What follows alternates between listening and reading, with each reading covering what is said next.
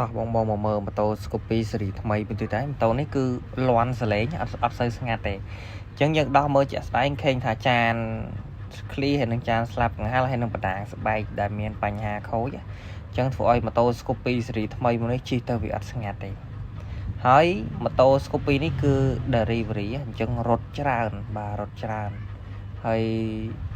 ទៅទិញបានមួយរយៈប៉ុន្តែកុងទ័រគីឡូ 30000 គីឡូជាងហើយអញ្ចឹងម៉ូតូនឹងជិះច្រើន 36000 គីឡូអញ្ចឹងវាជិត 40000 គីឡូអញ្ចឹងហើយម៉ូតូនេះបើយើងអត់ដាក់បោះសេនទេគឺទប់អត់ជាប់ទេណាបោះសេន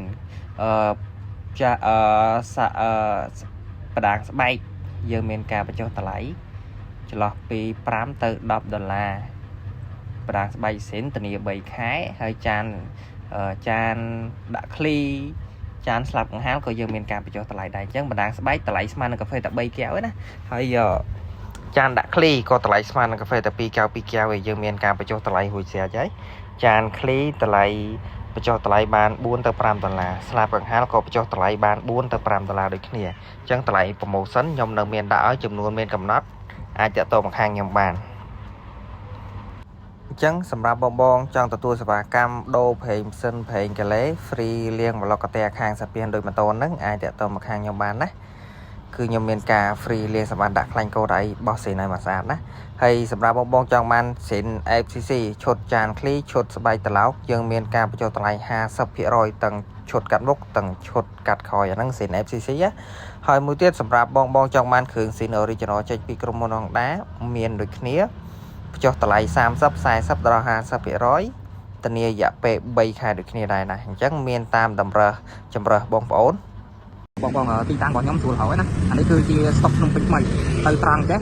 ស្ពាន7មករាដល់ពេលយើងបាត់ស្ដាំចេះអានេះគឺទៅស្តុកដីហុយប៉ុន្តែអាស្តុកនេះស្តុកភ្នំពេញថ្មីអញ្ចឹងបងមកដល់ស្តុកភ្នំពេញថ្មីហ្នឹងហើយត្រូវជិះឡើងមកក្រោយវិញអានេះទៅត្រង់ចេះស្ពាន7មករាបាត់ស្ដាំចេះ